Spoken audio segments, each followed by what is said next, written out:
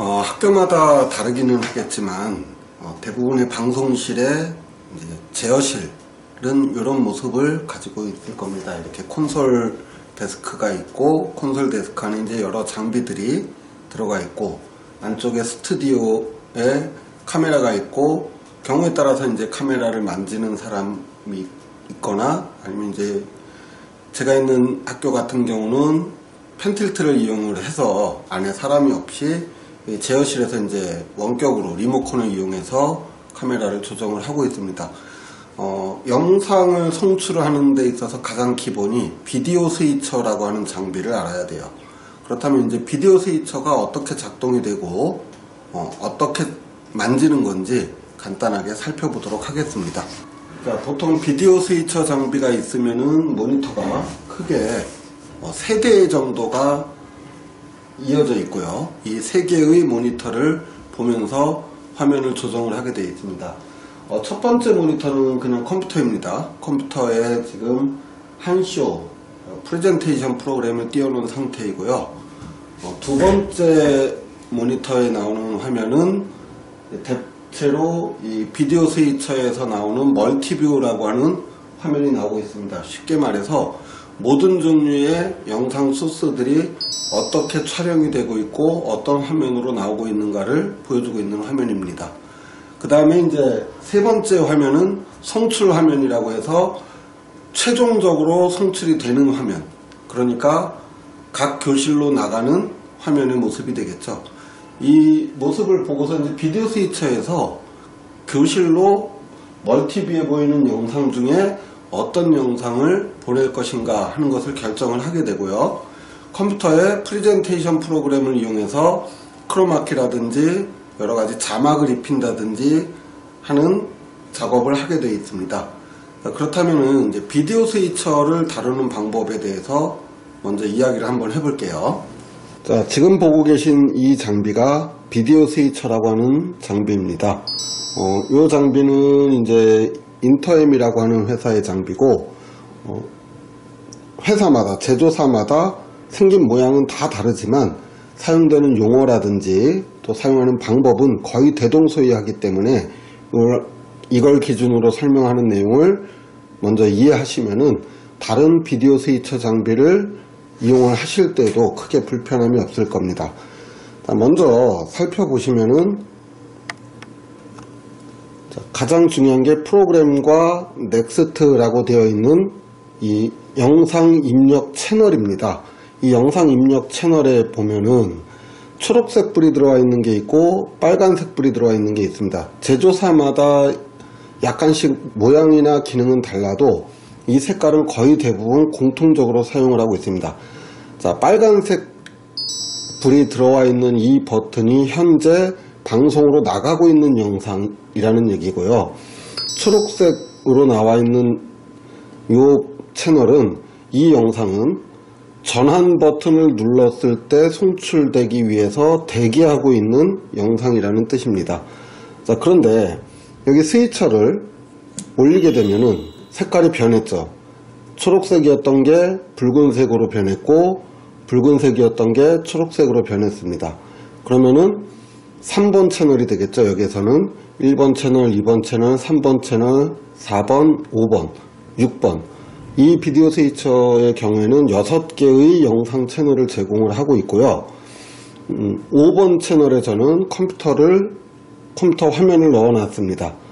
그 다음에 2번 채널에 저는 학교 강당에서 비디오 카메라를 연결을 했을 때 들어오는 라인을 연결을 했고요. 3번과 4번 채널에다가 스튜디오 안에 카메라 2대를 각각 하나의 채널에 물어놨습니다. 자, 그렇다면은 지금 현재 나가고 있는 채널은 3번 카메라가 되겠죠. 3번 카메라가 나갔고 4번 카메라는 대기 화면에 있습니다. 그런데 대기 화면을 제가 컴퓨터 화면으로 바꿔 놓는다면은 스위처를 작동을 했을 때 대기 화면에 있던 컴퓨터 화면이 방송으로 송출이 되고, 방송으로 송출되고 있었던 3번 카메라는 대기 화면으로 넘어오게 되는 거죠.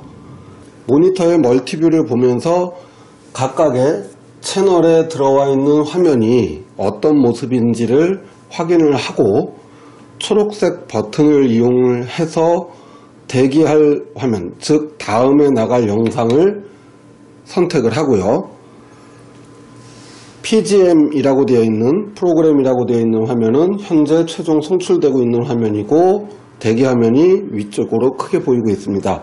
이 상태에서 스위처를 작동을 시키게 되면은 전환이 되겠죠. 자, 이 스위처는 어떤 제조사는 버튼으로만 되어 있는 경우도 있고, 이 장비의 경우에는 이제 버튼과 슬라이더를 다 제공을 하고 있는데, 슬라이더를 천천히 내리면은 전환 효과가 천천히 들어오겠죠. 천천히 올리면 역시 전환 효과가 천천히 들어가는 것을 확인할 수가 있습니다. 자, 그럼 장비에서 이제 슬라이더 옆으로 보면은 테이크 버튼이 있고 컷 버튼이 있습니다. 어떤 제조사는 오토, 컷 이렇게 표현을 하기도 합니다. 자, 테이크 버튼을 하면은 설정된 속도로 설정된 효과를 이용해서 화면이 전환이 되겠고요. 컷을 쓰게 되면은 아무 효과 없이 바로 순간적으로 채널이 변하게 됩니다. 즉 대기 화면과 송출 화면이 변하게 되는 것이죠. 그 다음에 이제 위에 버튼을 보면은 C키, PIP, DSK가 있습니다. 자, DSK는 다운스트림 키의 약자입니다. 컴퓨터 화면에서 검정색을 제외한 나머지 색들만을 보여주는 기능을 하고 있습니다. 물론 스위처에서 어떻게 설정을 하느냐에 따라 다른데, 아마 학교 방송실의 경우라면은 대부분 업체에서 설정을 할 때 이 DSK는 검정색을 뺀 나머지 색을 보여주도록 만들었을 겁니다. 그렇다면 어떤 효과가 나타나느냐, 컴퓨터 화면을 살펴볼게요. 자, 저는 컴퓨터 화면에 프레젠테이션 프로그램을 이용해서 검은 바탕에 색을 입혀서 자막을 넣어 놨습니다. 자, 이렇게 자막을 넣어 놓은 상태에서 이 화면을 프레젠테이션으로 띄워놓게 되겠죠. 자, 이렇게 프레젠테이션으로 띄워놓고 현재 대기 화면이 컴퓨터 화면으로 되어 있고 송출 화면은 메인 카메라로 설정이 되어 있습니다. 대기 화면을 보면은 프레젠테이션 프로그램에서 만들었던 자막이 보이고 배경은 검정색으로 지정을 해 놓았습니다. 이 상태에서 다운스트림 키, 즉 DSK라고 되어 있는 버튼을 누르게 되면요, 보시는 것처럼 영상에, 송출되는 영상에 컴퓨터 화면에서 만들어 놓은 자막이 입혀지는 걸 볼 수가 있습니다. 검정색은 들어가지 않기 때문에 검정색을 제외한 나머지 색을 이용해서 자막을 만들게 되겠죠. 다운스트림 키 버튼을 다시 한번 눌러서 끄게 되면은 자막이 사라지게 되고요. 자, 그렇다면은 애국조회라든지 어떤 의식 행사를 할 때 또는 영상을 보여줄 일이 있을 때 영상 프로그램을 일일이 띄워서 화면에 송출하는 것보다는 프레젠테이션 프로그램의 페이지에 영상을 삽입한 상태에서 송출 화면을 컴퓨터 화면으로 바꾸어 놓고 영상을 송출하는 방법이 보다 더 효과적이고, 프레젠테이션 프로그램, 파워포인트나 한쇼 같은 프로그램에서 한 번에 영상이나 음악을 틀 수가 있게 된다는 겁니다. 자, 그 다음에 이제 크로마키 기능인데요.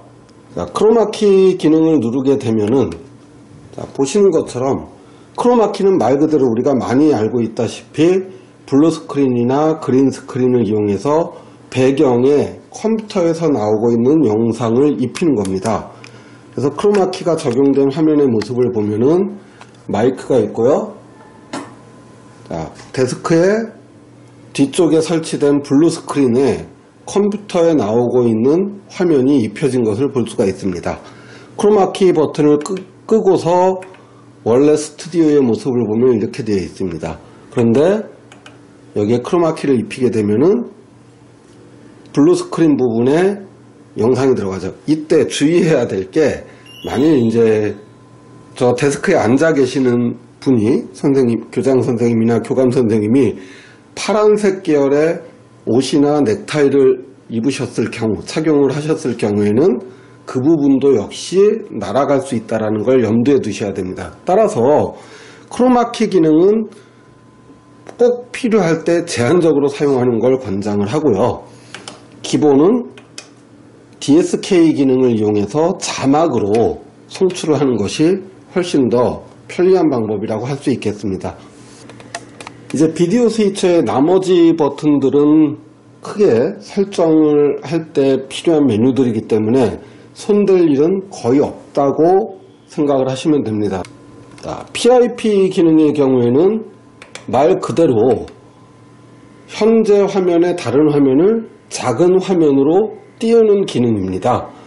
그렇다면은 예를 들어서 컴퓨터 화면을 현재 송출을 하고 있죠. 컴퓨터 화면을 송출을 하고 있는데 PIP 기능을 켜게 되면은 내가 미리 기기에서 설정한 크기의 화면으로 작게 내가 미리 설정한 위치로 화면이 들어가게 됩니다.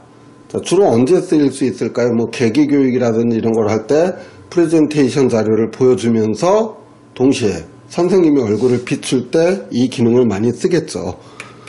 자, 이렇게 해서 이제 비디오 스위처의 기능을 살펴보았는데요. 이 비디오 스위처 기능이 아마도 학교 방송실에서 방송을 할 때 가장 많이 사용하는 장비이고 가장 많이 다루게 되는 장비인데 생각보다 사용법이 굉장히 간단하고 단순합니다. 말 그대로 여러 개의 영상 신호를 하나의 화면에서 보여주고 있다가 내가 원하는 화면을 송출하는 기능이라고 보시면 되고, 부가적으로 다운스트림 키 기능을 이용해서 자막을 입힌다든지 크로마키 기능을 이용해서 배경에 다른 영상을 띄어서 보여줄 수 있다는 것만 차이가 좀 있다라고 이해를 하시면 되겠고요.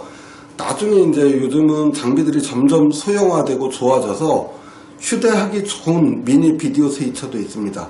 이런 것들을 이용을 해서 강당이나 시청각실에서 행사를 할 때 요즘 같은 시국에 비대면으로 온라인으로 생중계를 어떻게 하는지 설명할 때 조금 더 자세히 비디오 스위처의 기능에 대해서 설명을 해드리도록 하겠습니다.